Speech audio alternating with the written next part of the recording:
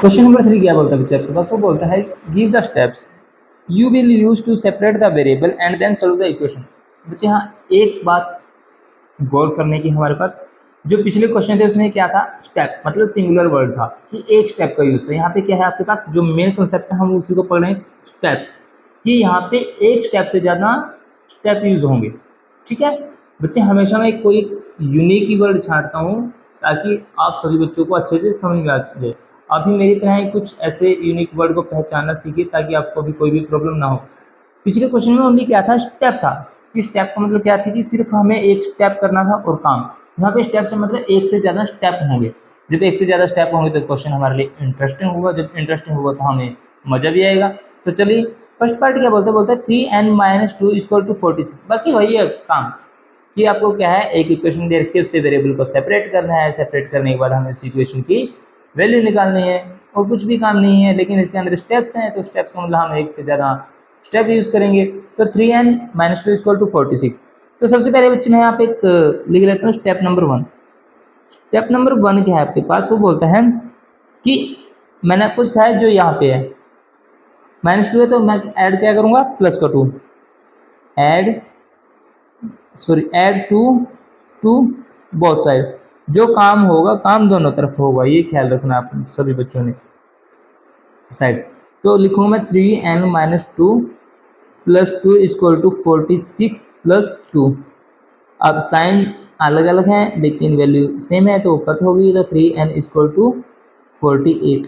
अब बच्चे ये जो चीज़ है, ये क्वेश्चन था हमारा प्रीवियस, ये सिर्फ क्या था, जो वेरिएबल है उसके साथ कोई कांस्टेंट टर्म दे तो हम उसको मल्टीप्लाई, डिवाइड, एडिशन या सब्ट्रैक्शन करके निपटा देते थे। लेकिन यहाँ पे कुछ अलग किस्सा था, तो एक स्टेप ही हो गया। अब दूसरा स्टेप हमारा इसके ऊपर रहेगा, वो क्या रहेगा, स्टेप नंबर 2 लिख लेते तो मैं यहाँ पे क्या रहेगा, वो स्टेप नंबर 2 रहेगा आपके पास। अब जो जैसे 3n है, अब n है आपके पास वेरिएबल, लेकिन उसके साथ 3 मल्टीप्लाई में है। जब मल्टीप्लाई में तो उसको कैंसिल आउट करने के लिए मेरे को क्या करना पड़ेगा, डिवाइड करना पड़ेगा बच्चे। क्या करना पड़ेगा, डिवाइड। तो यहाँ पे लिखता हूँ डिवाइड बोथ साइड्स बाय 3 बस सिंपल सी कंसेप्ट था। तो क्या आएगा, 3n/3 = 48/3। 3 से 3 कट, अगर मैं इसको कट करूँ तो कितना आएगा, 16। तो n = कितना आ गया आपके पास, 16। ये सिंपल सा क्वेश्चन था, बाकी कोई ज़्यादा बड़ी बात नहीं है। n = कितना आ गया हमारे पास, 16। यही हमें बात करना, सिर्फ उसने स्टेप्स का बोला था तो एक स्टेप ये हो गया, एक स्टेप ये हो गया आपके पास। आई होप आपको क्वेश्चन बिल्कुल अच्छे से समझ आ गया होगा। नेक्स्ट पार्ट करते हैं बच्चे बी पार्ट में क्या बोलता है वो आपके पास, एक लाइन लगा देता हूँ ताकि किसी बच्चे को कोई भी प्रॉब्लम ना हो। अगर बच्चे किसी कोई प्रॉब्लम हो तो आप कमेंट सेक्शन में कोई भी प्रॉब्लम हो तो उसको आप बोल सकते हो। क्या दे रखा है, 5m + 7 = 17। तो वही बात है बच्चे, सबसे पहले तो हम जो कांस्टेंट टर्म है उसको हटाएंगे, जो कांस्टेंट टर्म है उसको रिमूव करेंगे, उसके बाद हम वेरिएबल की तरफ चलेंगे। क्या बोलता है वो, यहाँ पे +7 है तो इसका मतलब हमें क्या करना पड़ेगा, -7 यहाँ पे दिखाना पड़ेगा और इसको कैंसिल आउट करना पड़ेगा। तो सबसे पहले मैं लिख देता हूँ यहाँ पे स्टेप नंबर 1 की जो स्टेप है वो पहला क्या है आपके पास, वो स्टेप क्या है कि सब्ट्रैक्ट। क्या करेंगे सब्ट्रैक्ट बच्चे, 7 फ्रॉम बोथ साइड्स, यही काम करना पड़ेगा हम सबसे पहले। तो क्या आएगा, 5m + 7 - 7 = 17 - 7, ये ऑप्शन में कैंसिल आउट। तो 5m = 10। अब सेकंड स्टेप स्टार्ट होगा हमारा, क्योंकि अब ओनली क्या बचा है, वेरिएबल वाली टर्म बची है, बाकी कोई टर्म नहीं है। लेकिन उसके साथ एक कांस्टेंट है जिसको हमें रिमूव करके दिखाना पड़ेगा। अब वो कैसे है, वो मल्टीप्लाई में है तो हम उसको क्या करेंगे, उसी नंबर से डिवाइड करा देंगे। तो क्या लिखूंगा मैं, स्टेप 2 यहाँ पर लिख देता हूँ। स्टेप 2 क्या है आपके पास, डिवाइड किससे बच्चे, डिवाइड बोथ साइड्स बाय 5। तो 5m/5 = 10/5। 5 से 5 कट और 5 × 5 5 × 10। तो m = कितना आ गया आपके पास, 2। m यहाँ पे वेरिएबल था तो उसकी वैल्यू कितनी आ गई है, 2।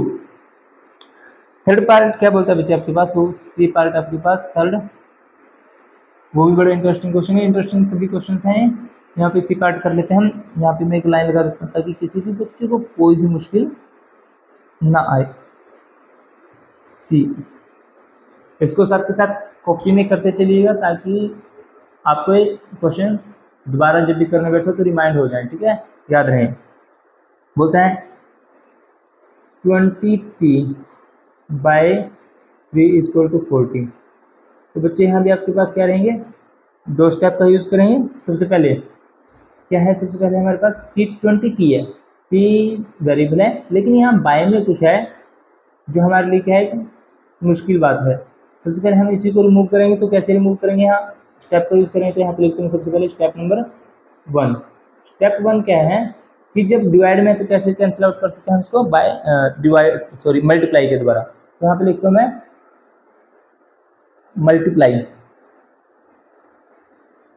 Multiply both sides by 3। तो 20p by 3 multiply 3 equal to 40 multiply 3। Simple सी बात। 3 से 3 कट तो क्या हुआ आपके पास, 20p इक्वल टू 120। एक स्टेप कंप्लीट, फिनिश। अब करते हैं स्टेप नंबर 2 की बात। स्टेप नंबर 2 क्या है, अब हमें क्या निकालना है, ओनली वेरिएबल की वैल्यू। तो क्या करूँगा मैं, 20 है जो p के साथ वेरिएबल के साथ मल्टीप्लाई में, तो डिवाइड की हेल्प से मैं इसको क्वेश्चन को सोल्व कर सकता हूँ। तो क्या लिखूँ मैं यहाँ पे, डिवाइड बोथ साइड्स बाय 20। तो कैसे करूँगा मैं इसको, 20p bye 20 equal to 120 bye 20 से 20 कट, 0 से 0 कट, 2 1 2 2 6 12। तो p इक्वल टू कितनी वैल्यू होगी आपके पास, 6 की c। तो यही उसने बोला था कि जो आपके पास वेरिएबल है उसको फाइंड आउट करके दिखाइए। तो p इक्वल टू कितना आ गया आपके पास, 6 आ गया होगा। आई होप आपको अब तक की जितने क्वेश्चन मैंने कराए हैं आपको बिल्कुल अच्छे से समझ आ गए होंगे। और बच्चे साथ के साथ ट्राई भी करते चलिए, क्योंकि कहते हैं ना वो बात है कि कोशिश करने वालों की हार नहीं होती। तो कोशिश तो करनी पड़ेगी, तभी ये बात लागू होगी कि हार नहीं होती। ऐसे नहीं होगा कि हम पढ़े रहें और काम कुछ ना करें तो कुछ भी नहीं होगा। तो सब काम क्या है, असंभव। लेकिन असंभव नहीं है कुछ भी, सब संभव है अगर आप उसको अच्छे तरीके से सीखेंगे और अच्छे तरीके से करेंगे। अगर फिर भी आपको कोई प्रॉब्लम है तो आप कमेंट सेक्शन में जाके हमारे साथ अपनी प्रॉब्लम को साझा कर सकते हैं। अब चलते हैं नेक्स्ट क्वेश्चन पे। सॉरी, इसी क्वेश्चन का आपके पास क्या एक पार्ट बचता है। वो पार्ट क्या है, लास्ट पार्ट है थर्ड का, डी, कि 3p बाय 10 इक्वल टू 6। तो यहाँ पे सबसे पहले स्टेप नंबर 1 का यूज़ करता हूँ मैं। स्टेप नंबर 1 क्या बोलता है वो आपके पास, स्टेप नंबर 1 में आपको मेरे ख्याल से अब आपको समझ में आ गया होगा कि हम यहाँ पे 10 को रिमूव कराएंगे, ठीक है ना। तो वो कैसे कराएंगे, देखूंगा मैं यहाँ पे मल्टीप्लाई बोथ साइड्स। बच्चे ये ख्याल रखना है, जो भी काम करोगे वो दोनों तरफ करना पड़ेगा आपको, एक तरफ काम नहीं चलेगा, क्वेश्चन गलत हो जाएगा। दोनों तरफ ही काम रहेगा। बाय 10, तो 3p by 10 multiply by 10 equal to 6 multiply 10। 10 से 10 कट तो कितना आया, 3p इक्वल टू 60। अब यहाँ पे लिख देता हूँ मैं स्टेप 2। स्टेप 2 आपको पता ही है कि वेरिएबल को अलग करके दिखाना है आपको। तो वेरिएबल को अलग कैसे करोगे, एक लाइन लिखूंगा मैं यहाँ पे कि divide both sides, divide both sides by 3। तो मैं लिख देता हूँ यहाँ 3p bye 3 equal to 60 bye 3। 3 से 3 कट, 3 1 1, 3 2 6, 0 की 0, तो p इक्वल टू 20। ये आपका थर्ड नंबर क्वेश्चन भी फिनिश। वैसे मैं ये सोच रहा था कि जो लास्ट पार्ट है आपको होमवर्क दूं, लेकिन चलो ये क्वेश्चन कुछ अलग था तो मैंने करा दिया। ये आपके 3 क्वेश्चन बिल्कुल कंप्लीट हो चुके हैं। अब हम चलते हैं क्वेश्चन नंबर 4 की तरफ। किसी बच्चों को, अगर फिर मैं बार बार बोल रहा हूँ बच्चे, अगर किसी बच्चों को कोई प्रॉब्लम हो तो हमसे पूछ सकता है, कोई क्वेश्चन उसको समझ में ना आए, क्योंकि जब आप पूछोगे तभी आपका हौसला बढ़ेगा, आप कुछ नया ट्राई करने की कोशिश करोगे। अब हम चलते हैं क्वेश्चन नंबर 4 की तरफ। की क्वेश्चन नंबर 4 क्या बोलता है? क्वेश्चन नंबर 4 में बोलता है बच्चों, सोल्व द फॉलोइंग क्वेश्चन। देखो इंटरेस्टिंग बात क्या है, अब उसने कुछ ये नहीं बोला बच्चे कि गिव द सेपरेट वेरिएबल या कुछ एरर वगैरह, नहीं। अब आपके पास अपॉर्चुनिटी है कि जो मन में आए, जो मन में का मतलब ये नहीं कि कुछ भी, ओनली मैथमेटिक्स से रिलेटेड। जैसे मैंने फर्स्ट नंबर क्वेश्चन में कराए थे ना 2 मेथड, अब 2 मेथड में से आपको जो अच्छा लगे वो क्वेश्चन आप सोल्व कर सकते हो। सिर्फ आपको जो इक्वेशन दे रखी है उसको सोल्व आउट करके दिखाना है, ठीक है। जो आपका मन करे दोनों मेथड से आप कर सकते हो। तो चलिए हम भी आपके साथ साथ ट्राई करते हैं। Question number 4। क्वेश्चन नंबर 4 में क्या बोलता है बच्चे? आपके पास क्वेश्चन नंबर 4 में बोलता है सोल्व द फॉलोइंग इक्वेशन। ठीक है, अभी मैंने जैसे 2 बार बोल चुका मैं इस लाइन को कि सोल्व द फॉलोइंग इक्वेशन के नीचे कुछ इक्वेशंस दी आपको, उसको सोल्व करके दिखाना है किसी मेथड से। अब मैं सिंपल तरीके से ही कराऊंगा इन क्वेश्चन को, आप जो सा चाहो वो तरीका कर सकते हो, ठीक है। सबसे पहले क्वेश्चन नंबर ए पार्ट दिया उसने 10p = 100। तो बच्चे सिर्फ मेरे को एक ख्याल रखना है कि इस इक्वेशन को सोल्व करना है, लेकिन सोल्व का मतलब क्या है कि इसमें हमें वेरिएबल की वैल्यू को फाइंड आउट करके दिखाना है। तो अब यहाँ पे देखिए जो p है वो 10 के साथ किस चीज़ में मल्टीप्लाई में, तो उस तरफ जाएगा तो क्या हो जाएगा वो डिवाइड में।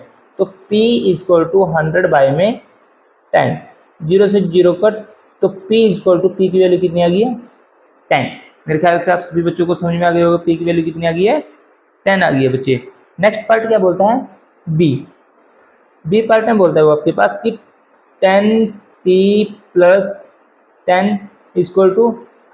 हाँ, एक बात और कि जो एक 4th नंबर क्वेश्चन है ना, 4th नंबर क्वेश्चन जो पीछे हमने 3 क्वेश्चन किए हैं उन सभी का मिक्सचर है। जैसे जैसे हमने उन क्वेश्चंस के अंदर किया है वैसे वैसे एक मिक्सचर है, सभी टाइप के क्वेश्चन है इसके अंदर। तो आप जो मेथड आपको उचित लगे वो मेथड आप इस इन क्वेश्चंस के अंदर, इन इक्वेशंस के अंदर कर सकते हो। यहाँ पे दे रखा है 10p + 10 = 100। तो मेरे को यहाँ पे ओनली किसकी वैल्यू निकालनी है? वेरिएबल की। तो सबसे पहले मैं जो कांस्टेंट टर्म है उसको उस तरफ लेके जाता हूँ, दूसरी तरफ। तो 10p = 100, ये प्लस का 10 उस तरफ जाके माइनस का 10, तो 10p = 100 में से 10 गया तो कितना बचेगा? 90। तो p के साथ जो 10 है वो मल्टीप्लाई में उस तरफ जाके डिवाइड में, तो 90 बाई में 10, तो 0 से 0 कट, तो p = कितना आ गया बच्चे आपके पास? 9। तो आपका आंसर कितना आ गया है? 9 आ गया है। थर्ड पार्ट क्या बोलता है बच्चे वो आपके पास? थर्ड पार्ट में बोलता है p/a में 4 = 5। अब हमें सिर्फ ओनली किसकी वैल्यू चाहिए? p की। मतलब p क्या है यहाँ पे हमारे पास? वेरिएबल है, लेकिन उसके बाय में कुछ एक कांस्टेंट टर्म है, उसको हमें अलग करना पड़ेगा, रिमूव करना पड़ेगा। अब रिमूव कैसे करेंगे? जब ये डिवाइड में, तो जब हम इसको राइट हैंड तरफ लेके जाएंगे तो क्या हो जाएगा वो? मल्टीप्लाई में। तो p = 5 × 4, तो p = 5 4 जा 20। तो यहाँ से आपके पास जो p की वैल्यू बच्चों कितनी आ गई है? 20। नेक्स्ट डी पार्ट क्या है आपके पास? -p/में 3 = 5। यही है, सिर्फ कुछ नहीं, माइनस आ गया तो माइनस का p नहीं रहेगा, 5 × 3, तो -p = 15। लेकिन ये कभी भी जो साइन होते हैं माइनस है वो कभी वेरिएबल के साथ नहीं रहेगा, वेरिएबल के साथ, तो p = -15 उस तरफ जाएगा तो माइनस का ही रहेगा, तो माइनस का 15। ई पार्ट बच्चे, मेरे ख्याल से बच्चे आपको बहुत मजा आ रहा होगा इन क्वेश्चंस को करके, क्योंकि बिल्कुल ही सिंपल क्वेश्चन है, कुछ भी इसमें आपको कोई माइंड का ज़्यादा जोर नहीं है, कोई कुछ नहीं है, बिल्कुल आसान तरीका है जिससे आप इन क्वेश्चंस को कर रहे हो। ये पार्ट क्या बोलते हो? 3p/4 = 6। सबसे पहले 3p = 6 × 4, तो 3p = 6 4 जा 24, p = 24 बाय में 3, 3 1 जा 3, 3 8 जा 24। तो p की वैल्यू कितनी आएगी बच्चे आपके पास? 8। तो यहाँ से जो p वेरिएबल था उसकी वैल्यू आपके पास कितनी आई है? 8 आ गई है। नेक्स्ट क्वेश्चन क्या है आपके पास? एफ पार्ट में क्या बोलता है बच्चे वो आपके पास? 3s = -9। s की वैल्यू फाइंड आउट करनी, तो s नहीं रहेगा, -9 बाय में 3, 3 1 जा 3, 3 3 जा 9, तो s = -3, s = -3। उसके बाद है आपके पास पार्ट जी। जी पार्ट क्या रहता है आपके पास बच्चे? 3s plus 12 equal to 0। तो 3s इक्वल टू 0, ये प्लस का उस तरफ जाके माइनस का, तो 3s इक्वल टू 0 में से माइनस का 12 माइनस करेंगे, 12 क्या रहेगा माइनस का 12 ही, तो s इक्वल टू -12/3 जब कट करूँगा तो बच्चे कितना आएगा 4। तो s इक्वल टू कितनी वैल्यू आएगी हमारे पास माइनस का 4। s की वैल्यू कितनी आ गई है माइनस का 4। नेक्स्ट क्या आपके पास h part 3s equal to 0, तो s इक्वल टू 0 बाई में 3, s इक्वल टू 0। ये 0 क्या है बच्चे, हमेशा याद रखना बात को कि जब भी 0 के बारे में कोई भी नंबर आ जाए, 0 के बारे में कोई भी नंबर आ जाए तो हमेशा रिजल्ट क्या मिलेगा आपको 0 मिलेगा। अगर किसी नंबर की मैं मल्टीप्लाई 0 के साथ करता हूँ तभी आपके पास रिजल्ट है वो क्या रहेगा 0 ही रहेगा। इस करके यहाँ पे जो इसका आंसर है वो क्या आ गया आपके पास 0। नेक्स्ट है आपके पास आई पार्ट में क्या बोलता है बच्चों, आपके पास आई पार्ट में बोलता है 2q इक्वल टू 6, तो q इक्वल टू 6 बाई में 2, तो कट करें 2 1 जा 2, 2 3 जा 6, तो q इक्वल टू 3। तो q की वैल्यू आपके पास कितनी आ गई बच्चे 3। नेक्स्ट जे पार्ट,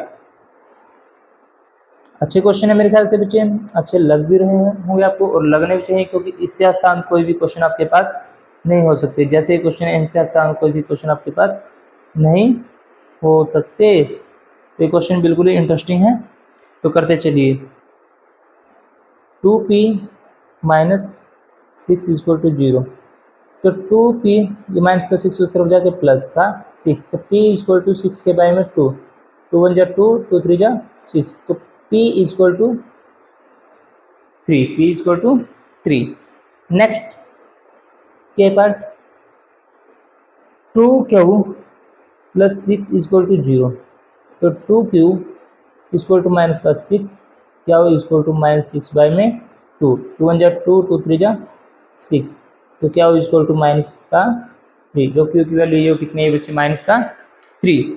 इसी प्रकार जो आपके पास एल पार्ट क्या देखा है 2q प्लस 6 इक्वल टू 12, तो क्या की वैल्यू को फाइंड आउट करना है, तो ये यहीं पर रहेगा 2q इक्वल टू 12 प्लस का 6 उस तरफ जाके माइनस का 6, तो 2q इक्वल टू 6, तो q इक्वल टू 6 के बारे में 2, 2 1 जा 2, 2 3 जा 6, तो q की वैल्यू आपके पास कितनी आ गई है 3 आ गई है। कितनी आ गई बच्चे 3 आ गई आपके पास, जो q की वैल्यू थी वो आ गई आपके पास 3। और मेरे ख्याल से अब आपके सभी क्वेश्चन फिनिश हो चुके हैं, तो आई होप आपको ये सभी क्वेश्चन अच्छे से समझ आ गए होंगे। तो मैं आपसे चाहता हूँ कि ये जो जितने भी क्वेश्चन हैं अगर आपको अच्छे लगे हों समझ आ गए हों तो इन क्वेश्चंस को आप अपने दोस्तों के साथ शेयर कर दीजिएगा, ताकि उनको भी ये क्वेश्चन अच्छे से समझ आ जाएं। और वीडियो को लाइक कमेंट और शेयर कर दीजिएगा और चैनल को सब्सक्राइब भी कर दीजिएगा। नेक्स्ट मिलते हैं हम नेक्स्ट एक्सरसाइज के साथ 4.3 के साथ, वही बड़ी इंटरेस्टिंग एक्सरसाइज है। तब तक आप इन क्वेश्चंस को ट्राई करके देखिए। हाँ, मैं चाहूँगा कि बीच में आपके लिए कुछ प्रैक्टिस के लिए क्वेश्चन भी लेके आऊँ, वो वीडियो भी आपके पास जल्द ही आ जाएगी। मिलते हैं नेक्स्ट वीडियो में। Thank you.